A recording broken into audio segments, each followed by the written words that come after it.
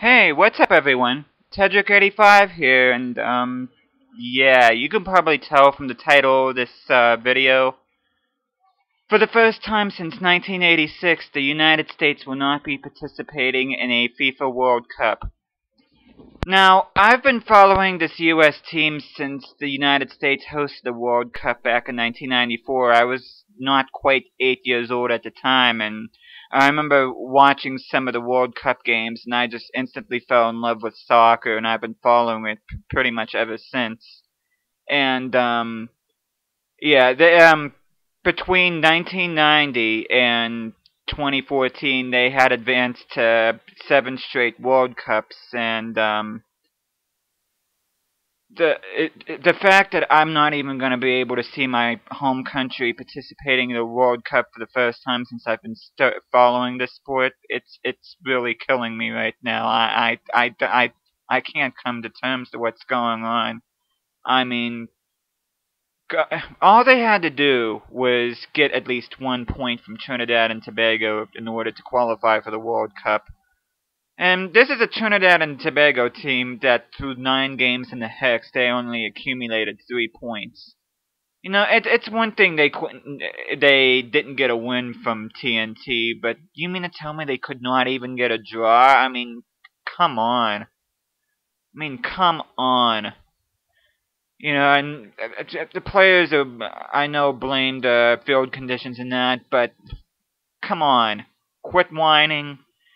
Friggin' everybody else had to play on that same field, and they managed to get a win. But yet you guys couldn't even get a draw out of it.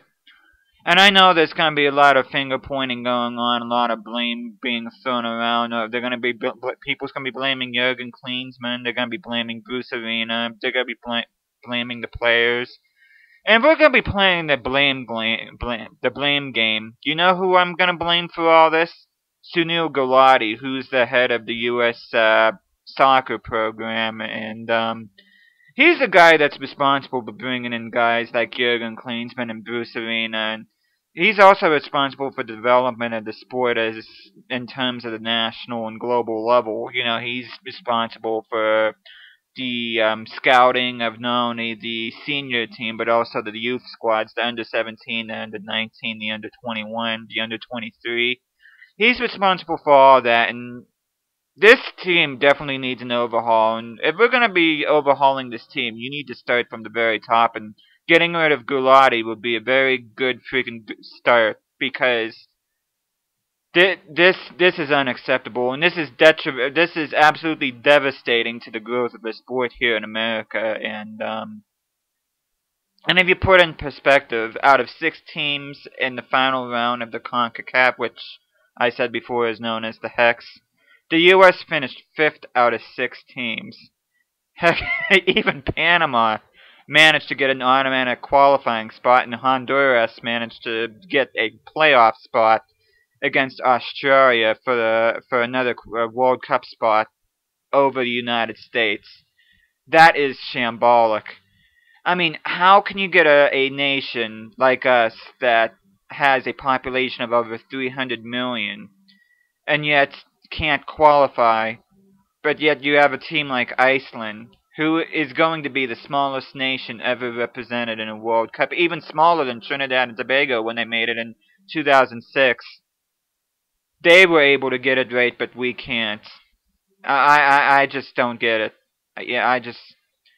You know, and it's a shame, too, because we have good players in our team, and I mean, first and foremost, the name that pops in most people's head is Christian Pulisic. There's also players like DeAndre Yedlin, and there's also Weston McKennie, there's Gideon Zelalem, among other talented youth players.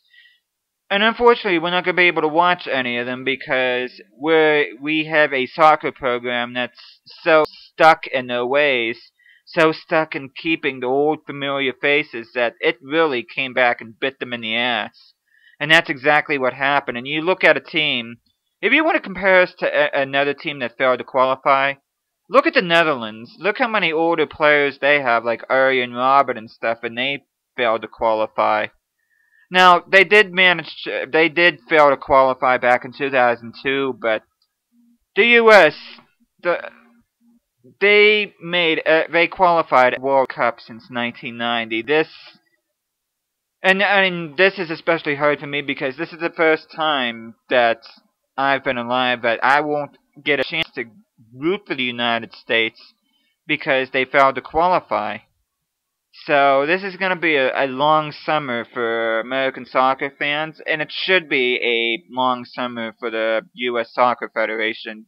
There's got to be a lot of soul searching and, quite frankly, a lot of cleaning up to do because this is utterly shambolic and embarrassing that this even happened. This shouldn't have happened. There should have been no way.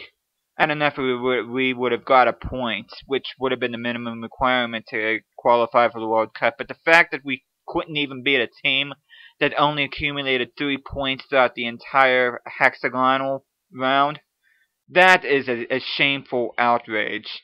And I to say that I'm stunned, disappointed, upset, angry, I don't think that even comes close to summing up how I feel right now.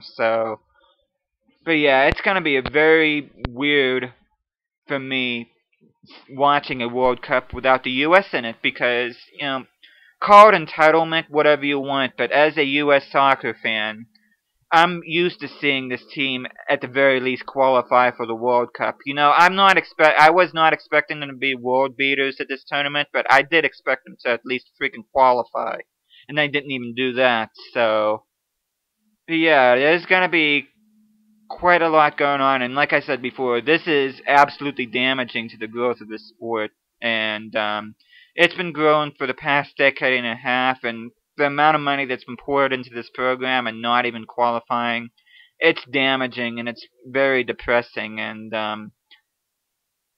yeah, well, and I can get into the whole equal pay thing where the men are getting paid 3 times more than the women. People can get upset all they want, but at least the women can qualify for World Cups. What's the men's excuse? And I could say that this is just an out of the blue type thing, but failing to qualify for the 2018 FIFA World Cup is just a culmination of things that's happened. I mean, besides this failure, they failed to qualify for last year's Confederations Cup, which they lost to Mexico in the playoff, and they failed to qualify the last two Olympics. And the only bright spot during all this is a Gold Cup.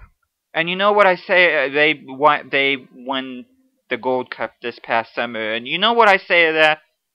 So freaking what? I mean, really, so what? They won the Gold Cup. That means absolutely nothing right now, considering that they failed to qualify for the world's biggest tournament in terms of world football. That Gold Cup literally means nothing right now. I don't even consider it a consolation right now. It means nothing. Because we're not getting to see our players seen by billions of people across the world showcasing their talents. Because we got everything so backwards here in this country in terms of our development. So, but yeah, before I ramble anymore, that's just pretty much all that I wanted to get out of my chest right now. This is gonna be a tough pill to swallow, and I don't know what's gonna happen, but who knows? Maybe failing to qualify for the World Cup may be a blessing in disguise, but that does not make it hurt any less. I mean, this is gonna be quite painful, and it's gonna be very weird not seeing this team in the World Cup next year, and I'm not even sure who I'm even gonna root for in the World Cup. I know some of the teams I like are Germany. Of course, they're the reigning world champions, and of course, I'm part German. I'd like to root for England, but they're not really that great. But I'm straying too far off topic, so yeah, that's pretty much all I have to say about this huge embarrassing failure that is the U.S. failing to qualify for this World Cup tournament, and it's gonna be quite interesting to see what the future holds for this program, and hopefully things get better because I can't imagine things getting worse. So, but I'm gonna end this video. So thank you guys so much for listening to this and putting up with my rather pissy attitude about this. I mean, as a U.S. soccer fan, I think I have every right to be upset. So I do have to apologize for being a bit upset about this, but yeah, thanks again for listening to this, and I will see you guys again next time.